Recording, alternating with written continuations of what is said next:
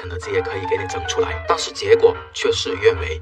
不过最让我感到意外的是，肯德基它居然打起来云吞面的主意。要知道啊，做出一份地道的老广云吞面，那真的是要花不少功夫。汤底可以说是老广云吞面的灵魂所在。且不说面条和云吞，你连汤底都做不好，我不知道你有什么勇气把这一碗云吞面设置为广东限定。想要吃这些比较有地方特色的美食，我何必来你这里呢？在味道方面不够人家地道，而且没做出精髓。说到价格吧，你甚至卖的比人家更贵。那么 KG， 请您给我一个消费的理由吧。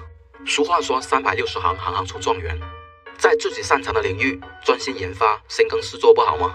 回顾一下当时被吐槽的体无完肤的 Ksa， 我是真的不知道怎么去定义你这一个新品好了。除了外包装有点创意，说到食物的话，真的是不伦不类。这新品真的能让爱吃肯德基和披萨的人同时沉默。且不说它的味道和口感，就所使用的食材来说，真的很难让人不相信你是在生料利用。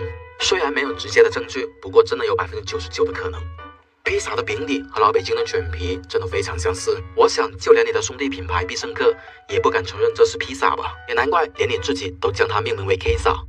用的是鸡米花、青红辣椒、芝士，还有一些川式味道的底料，搞出这种搭配也真的是天才。反正我个人觉得不好吃，食材摊得不均匀，而且它的饼底呢是韧的，吃的时候给我的感觉就像一张纸在上面胡乱拼凑食材。而且川式火锅底料的味道和芝士的搭配真的是非常不搭。当然了，这仅代表我个人的口味，这一款新品真的就是黑暗料理。朋友们觉得一个不够有说服力的话，那么再看一个。帕尼尼系列是比较早的产品了，不过稍微调整一下，它又成了一个新品了。所以肯德基产品外包装的设计还是蛮好看的，色调搭配充满阳光活力，而且打开的时候仪式感满满。奈何产品卖得贵，而且在食材使用方面也很难让人不怀疑它是生料利用。一个早餐就卖20多块钱，再看一下它使用的材料，给朋友们清楚地展示一下它所使用的牛柳，口感绵烂，血味非常的重，这该不会是必胜客那边用剩的吧？在同类的洋快餐当中，肯德基的推新速度是最快的，但是如果朋友们留心观察的话，它的那些食材真的很难让人不相信它是生料利用。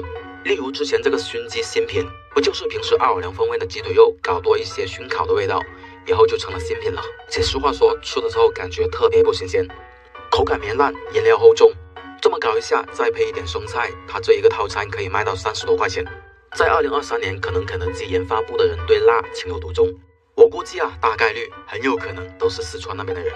围绕川式风味，竟然搞了好几个新品。不过成品的味道跟地道的川式味道呢，真的有区别。汉堡发展至今，连木耳、笋都可以派上用场了。肯德基在食材的运用方面真的是不拘一格，例如小龙虾、牛蛙也能大做文章。还有什么糯辣辣、糯鸭鸭、川香鸡腿堡。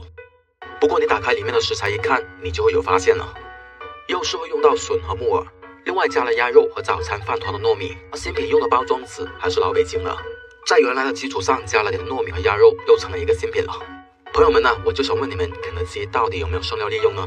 再说一下肯德基的联名吧，很多时候真的让人怀疑它是在割韭菜，打着联名的名义，但是很多时候我感觉很坑。